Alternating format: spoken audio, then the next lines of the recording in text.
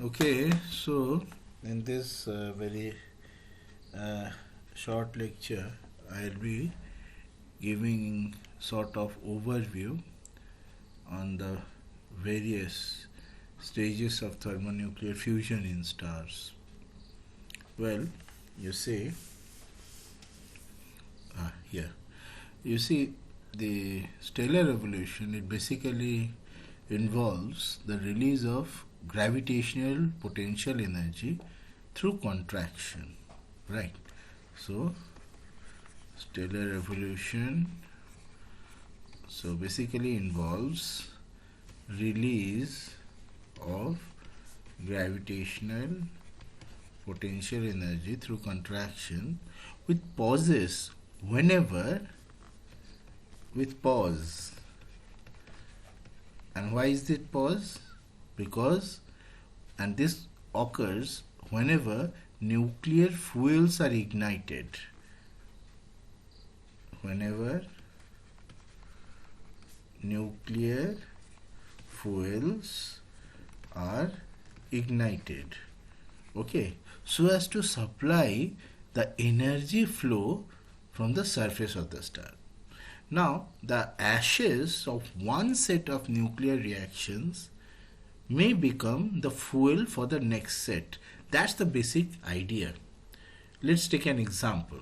You see, the helium produced in the fusion of hydrogen may be ignited in a subsequent gravitational contraction to produce carbon. So, we have hydrogen burning to form helium and nothing goes to waste. So this is basically a fuel for the subsequent fusion of carbon. Of course, taken into account that the mass of the star is large enough so that high temperatures can be reached due to contraction, which can initiate the carbon burning. Okay. You see, in fact, there is a sequence of thermonuclear stages. Okay, so each stage can be effective in calling a temporary halt to gravitational contraction, provided it leads to the release of energy through the formation of more tightly bound nuclei. Now, you must have seen the binding energy per nucleon for atomic nuclei.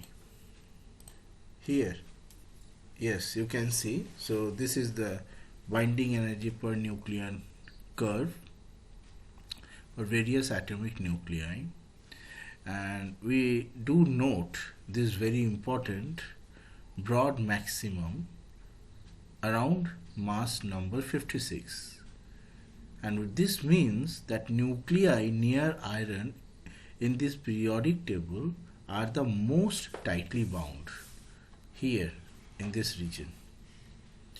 Thus, the sequence of thermonuclear reactions in star is expected to terminate. So, we are going like this. So, keeping on, we are basically moving helium to carbon fusion. It keeps on moving like this, and this stops here. Okay, so the sequence of reactions is expected to terminate when nuclei near iron are produced, and the reason is that the higher elements, the elements heavier than iron, you see the binding energy per nucleon is lower. Now the nuclei, basically isotopes of chromium, manganese, iron, copper, nickel, they form the ash which cannot be burnt. So fusion stops over here. And what happens?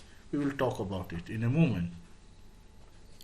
Now you see the main stages of nuclear burning in star and the approximate temperatures needed to ignite each stage. Let me show it to you. Okay, so here you see in this very basic table I have shown you the various stages, right?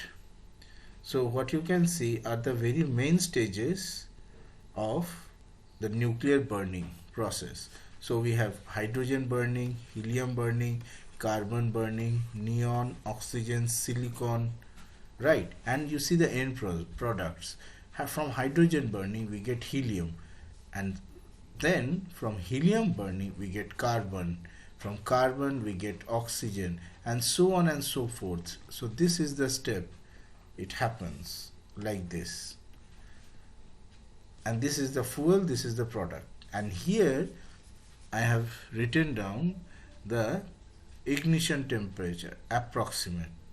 So what we see here is that the ashes of one stage of burning may become the fuel for the next stage, provided this, as I was saying, provided that the contracting star is massive enough to reach these approximate ignition temperatures. Okay. Now you see, not all the stars can achieve the temperatures needed to ignite every stage of thermonuclear fusion and progress to the synthesis of this iron. Why? You must remember that the internal temperatures of contracting stars, they cease to rise when the electrons within the star become degenerate. That is, when the average distance between the electrons, they become comparable to the typical de Broglie wavelength of the electrons, right? And you also remember that the maximum temperature possible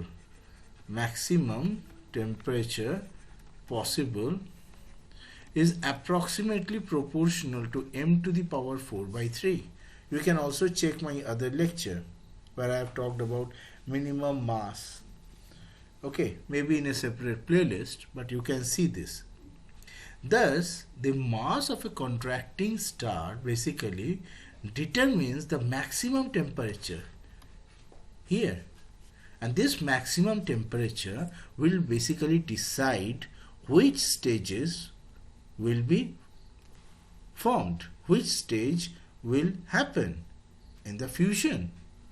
Okay. So this is what I wanted to say, that the mass of a contracting star determines the maximum temperature achievable and hence which thermonuclear fusion stages can be reached. Now, we have already mentioned that only stars with mass greater than your 0.08 solar masses, they can become star. And why? Because there the mass is sufficient to ignite hydrogen fusion. PP chain reaction will start.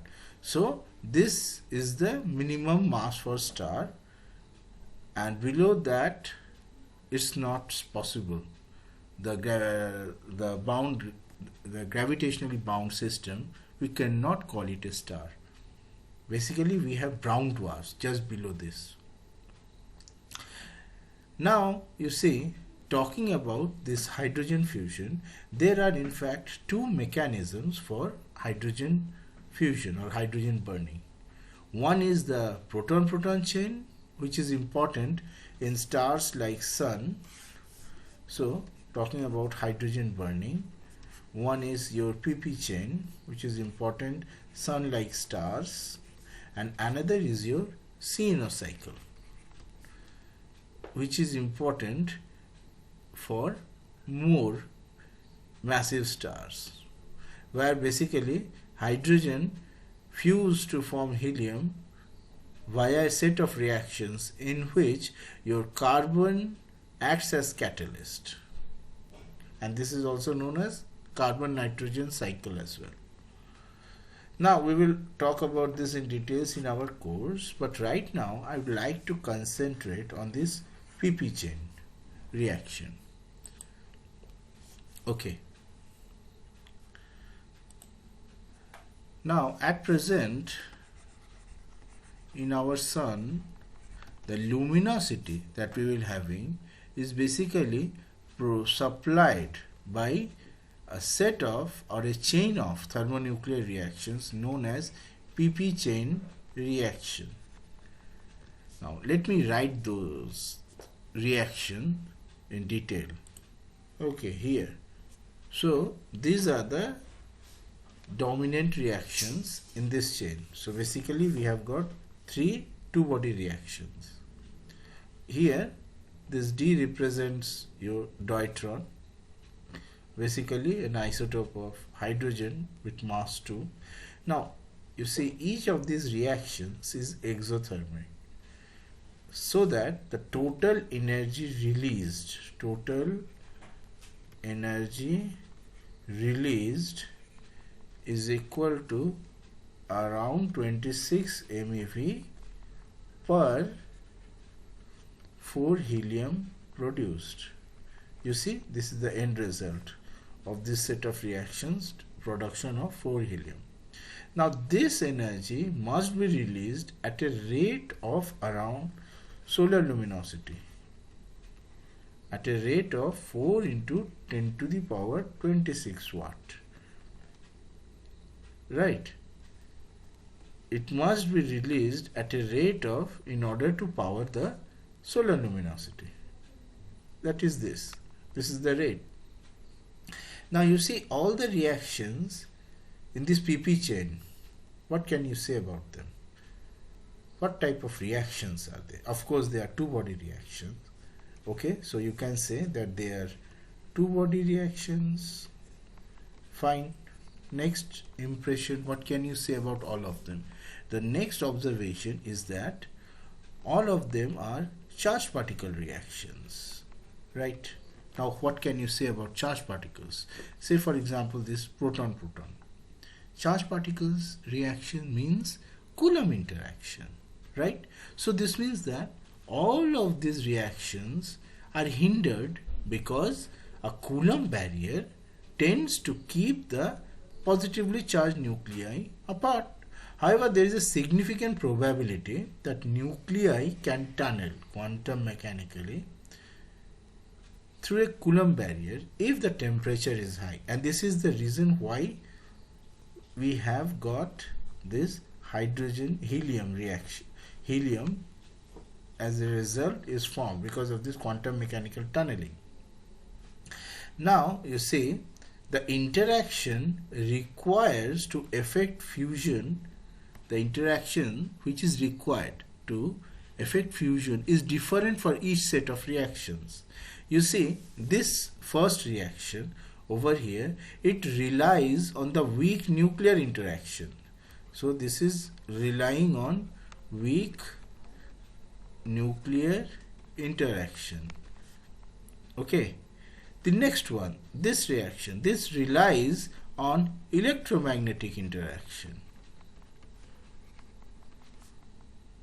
You see, gamma, right?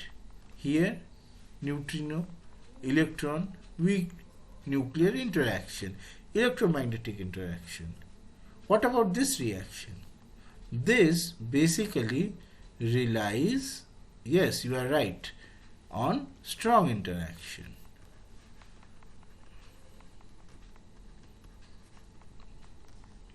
Okay. Now as a result, you see the first reaction in this chain, this one, is by far the slowest, because we do know this is due to the weak interaction, right? Now it can be actually shown that a proton at the center of a sun takes on an average about 5 billion years here, 5 billion years before it fuses with another proton to form a deuteron. So this step, it takes around 5 billion years. You think about the time scale, my goodness. Now the deuteron so produced is snapped to form a 3 helium over here. You know how much time it takes? It takes around a second. 1 second, the time. this takes 5 billion years, this takes 1 second time or so. Wow, look at the difference in time scales. And you see the average time needed for 3 helium nuclei to collide and form a 4 helium. How much time is this? This is somewhat more. This is around 300,000 years. 300,000 years. Okay, so you see the time taken for each of them is very different. So this means the rate of reaction will be different. So it follows that the first reaction in this chain, the slow weak reaction, basically governs the rate. The entire set will be governed by this time scale. If we have a chain where we have interconnections, then the strength of the chain will be decided by the weakest link. And here, the weakest I'm not talking, I'm talking about the slowest reaction. This is the slowest reaction because it is due to the weak nuclear interaction. And look at the times it takes to form 2 protons to form a deuteron, 5 billion years, right? So this slow reaction basically governs the rate at which energy is released by the proton-proton chain. Now this reaction forms a bottleneck. So this is the bottleneck reaction.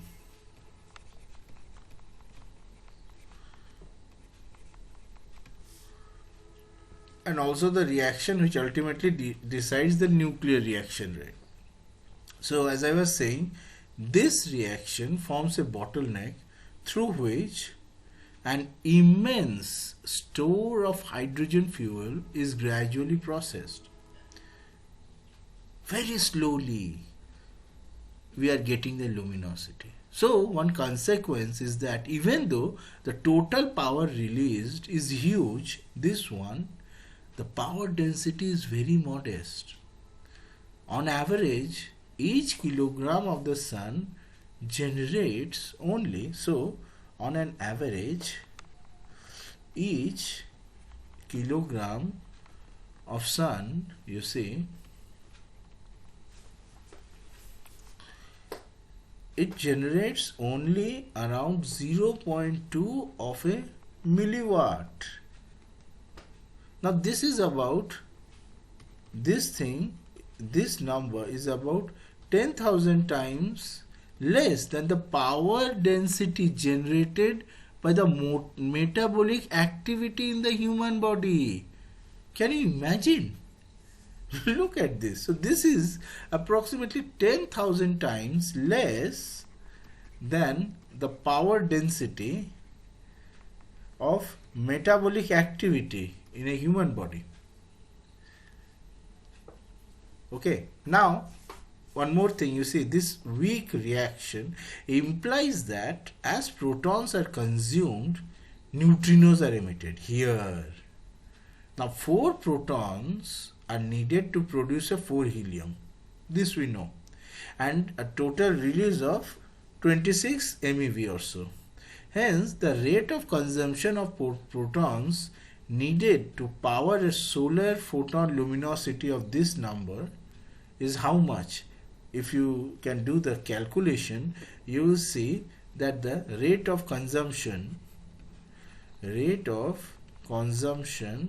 of protons, it is around 4 into 10 to the power 38 protons per second.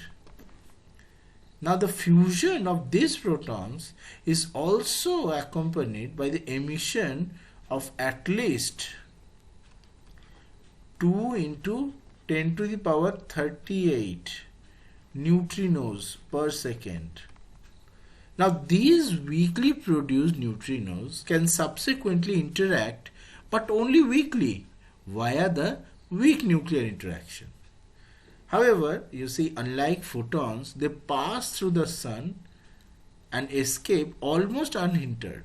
And if we are intelligent and we are lucky enough to detect them on Earth, they could at least tell us their story of the information on the thermonuclear reactions occurring at the center of the sun. Okay, anyway, this is a very intense and rigorous procedure of trying to extract the information from these neutrinos, and maybe I will talk about it later on in my lectures. Now, you see, this thermonuclear fusion not only postpones the contraction of the sun, but it also acts. So, you see, this thermonuclear fusion, it postpones the contraction of the sun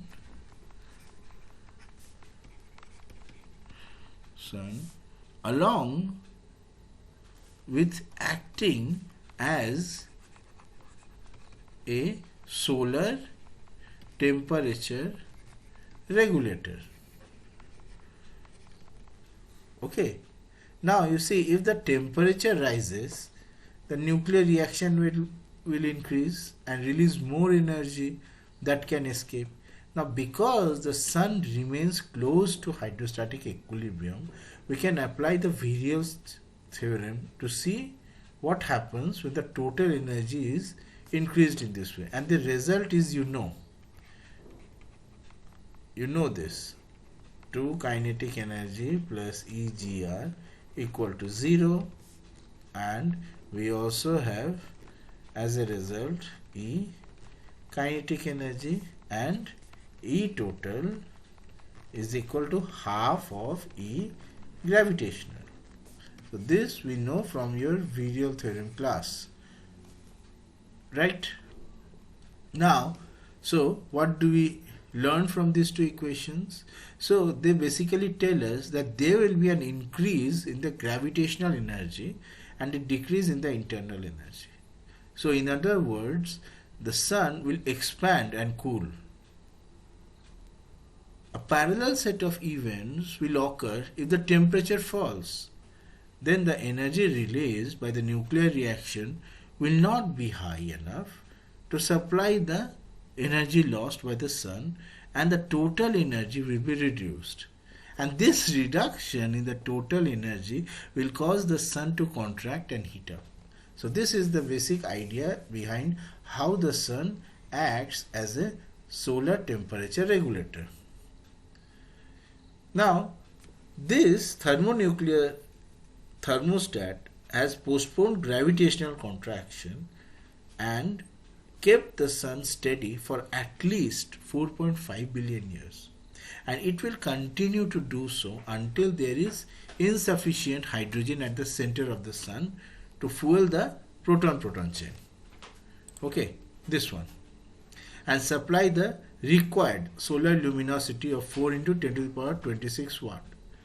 Now you see, there are how many protons are there in the sun? Well, protons, there are approximately 7 into 10 to the power 56 protons in sun, and they are being consumed at the rate of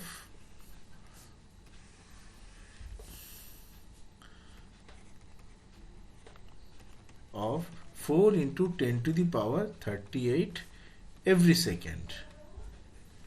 Okay, now 10% will be consumed in the next 6 billion years, and in total the hydrogen burning phase of the sun will last for about, so hydrogen burning phase of sun will last for about 10 billion years. Well, we will not be there, don't worry, but even if we are not there, we can use our brain and basic laws of physics to get this idea about the stability of the sun.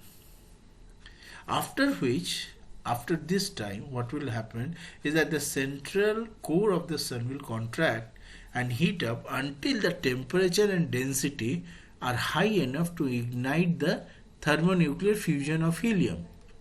Now what will happen is that the outer layers of the sun will expand, in this case, to form a red giant, and the sun will begin its next stage of stellar evolution.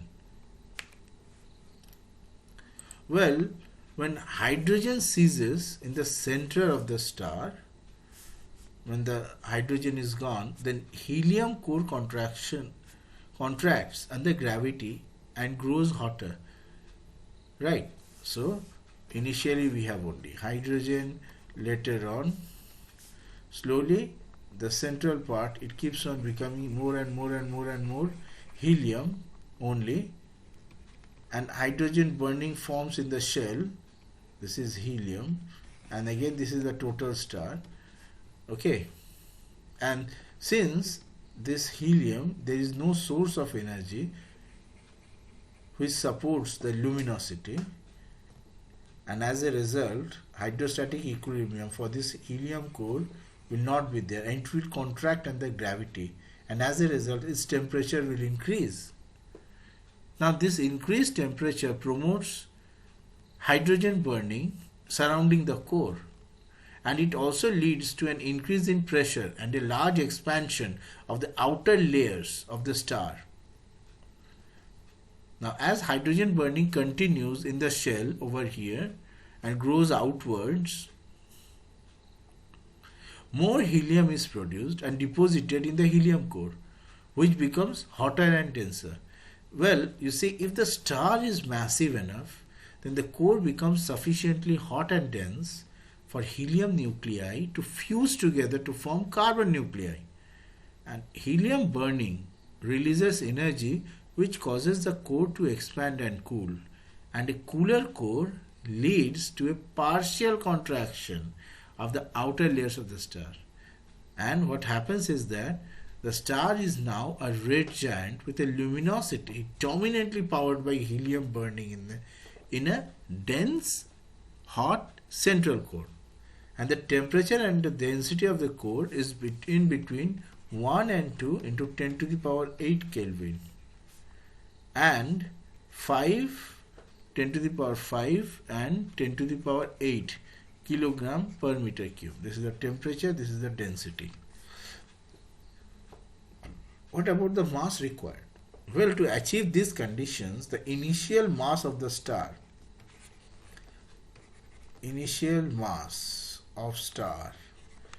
it must have values greater than 0.5 solar masses. Okay, but does this go away very smoothly, or there are certain problems with it? Now look into this. Where is it? Here, yeah. In fact, helium burning is actually severely hindered. Why? Because of the absence of stable nuclei with mass 5 and 8. There is nothing. No mass 5 and 8. So the only way forward involves fusion of 3 helium nuclei to produce 12 carbon. Okay. So this helium burning severely hindered by absence of stable nuclei with mass 5 and 8, and as a result only way forward is fusion of 3 helium nuclei to produce 12 carbon, and this follows through a 3-body reaction. Okay, so this is the 3-body reaction. Now this 3-body reaction actually takes place again in 2 stages. 2-stage process.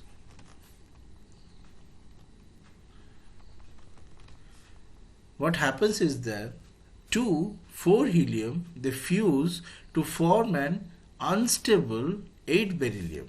So the first stage is this one. They fuse to form an unstable 8 beryllium nucleus whose brief existence is just long enough to permit and occasional capture of a third alpha particle to form 12 carbon.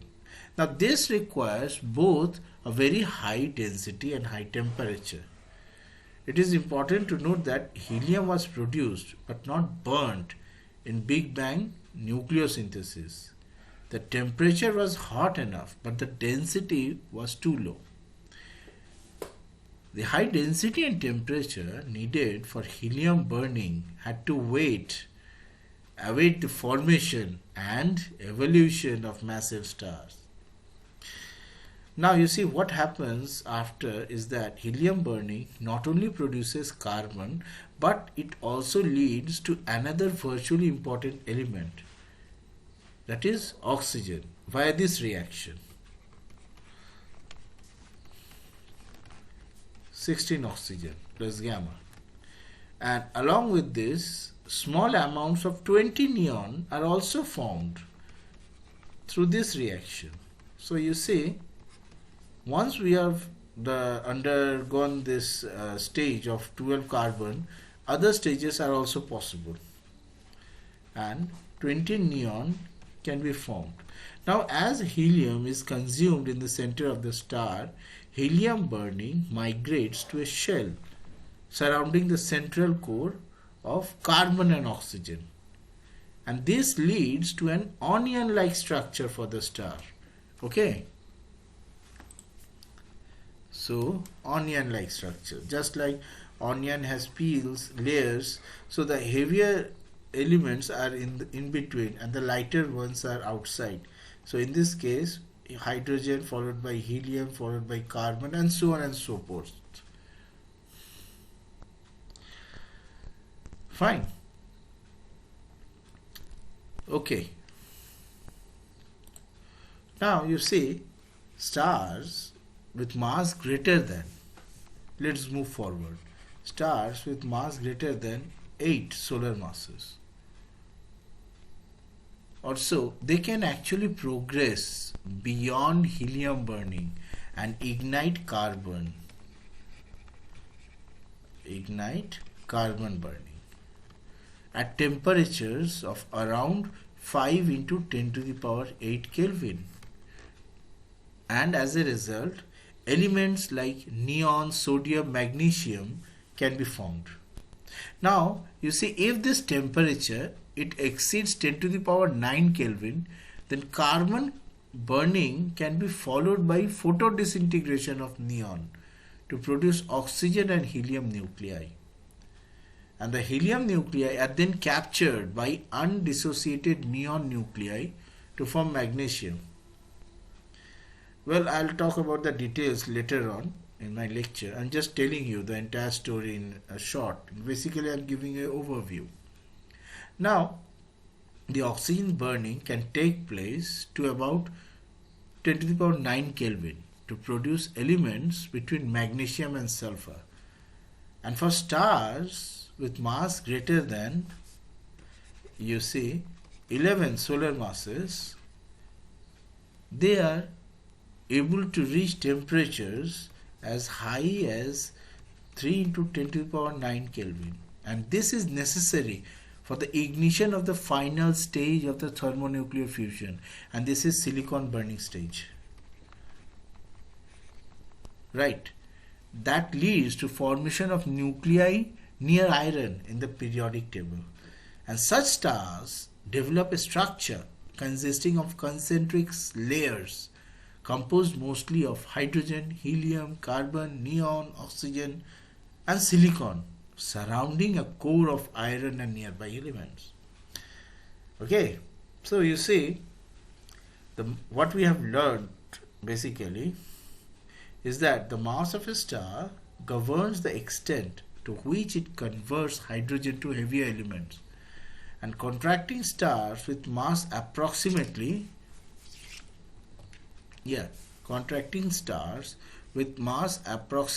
between 0.1 solar mass to 0.5 solar mass, they will reach the required temperature to ignite hydrogen but they do not get hot enough to ignite helium. Similarly, stars with mass in between 8 solar masses and you see 0. Sorry, yes, 0.5 solar masses, they will ignite hydrogen and helium. And similarly, stars with mass in between 11 solar masses and 8 solar masses, they will progress beyond helium burning to, they will ignite not only hydrogen, helium, but also carbon burning. Okay, and finally, for stars with mass greater than 11 solar masses, we will have the ignition of every stage of thermonuclear fusion. Okay, so basically iron can be formed.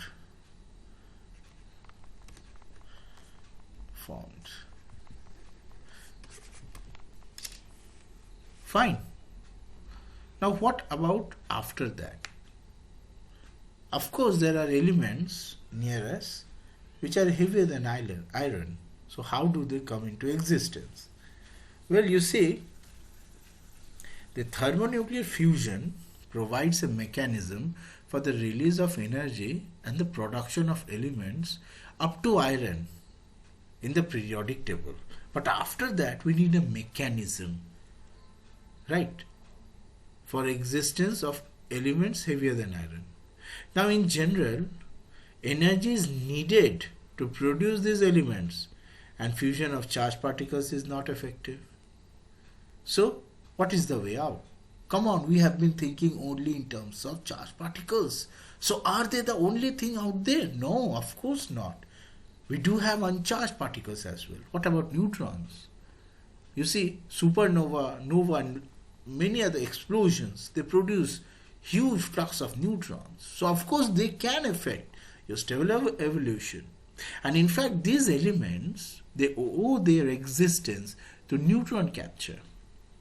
Now neutrons, as I was saying, are released by nuclear collisions and photon disintegration, particularly during the later stages of stellar evolution. So neutrons, they are released by nuclear collisions and photon disintegrations.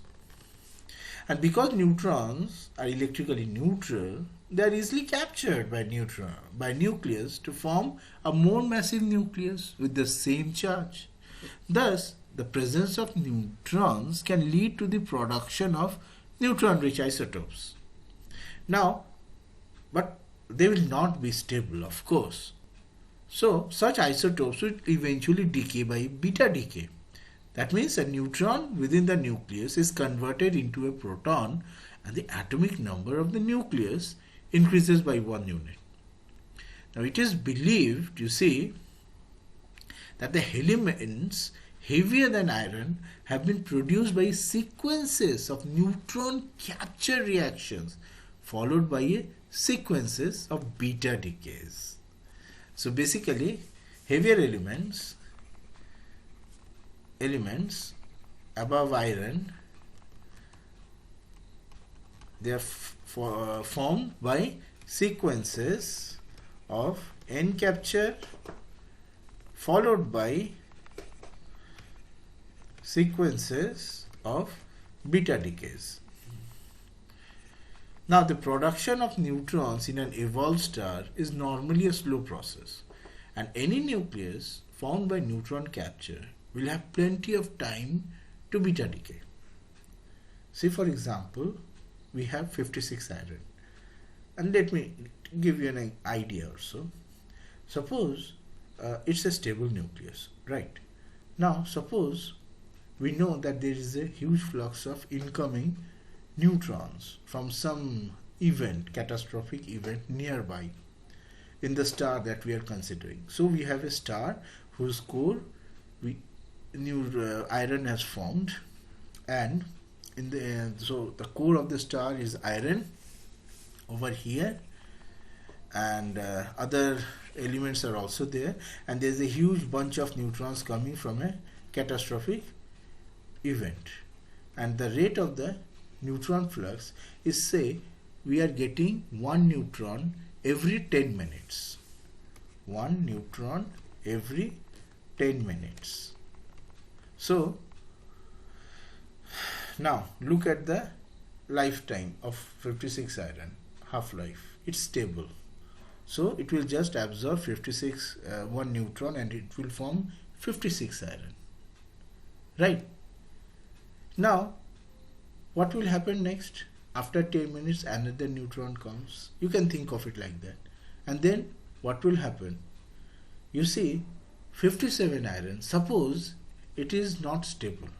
I'm just giving a example. Let's say that the half-life of 57 iron is around 10 years. Then what will happen? Nothing will change. 10 years is a long period of time. During this time, just after 10 minutes, another neutron will be coming. So from 57 iron, we will be getting 58 iron. Suppose the half-life of 58 iron is just 1 month. So nothing will happen, because just after 10 minutes, before half-life of 1 month, another neutron will be coming, and so from 58 to 59 iron will be formed. However, suppose the half-life of 59 iron is, say, 8 minutes, then what will happen is that before the neutron can come in 59 iron, it will just beta decay and form a different nucleus. You see, so this is how things go. We have to compare the neutron time and also the beta decay time, half-life of the nucleus we also have to consider. So this is the idea how we talk about, or how we proceed into the evolution of heavier elements, or so on and so forth.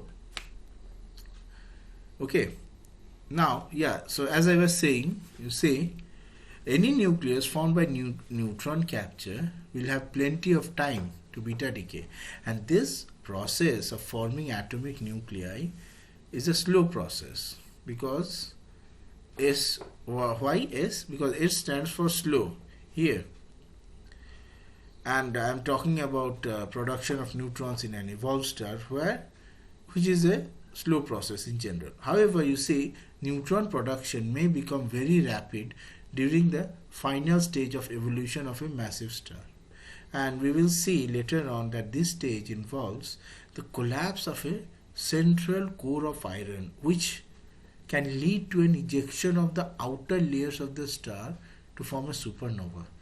And what happens during this explosive stage? Nuclei can capture many neutrons before your beta decay becomes effective. Now this process is called rapid process, R process, R for rapid. Now the type of nuclei produced by these two processes differ significantly. For example, no element beyond bismuth can be formed by S process, whereas the R process can produce elements beyond this. Okay, so we have I think I have given you an overview of the various processes of nuclear fusion, and again I have given not very much. I have given not a lot of details, but an overview, general overview, and we will talk about the details in this course of ours.